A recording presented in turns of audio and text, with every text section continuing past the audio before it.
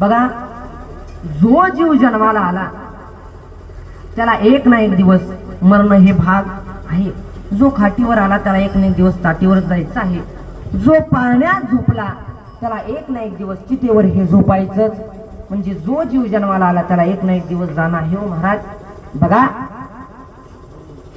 एक दिवस महाराज पुढं बसलेले ग्रामस्थ पुरुष वर्ग, एक दिवस तुम्हालाही जायचं, बरोबर आहे ना? काय चुकतंय माझं?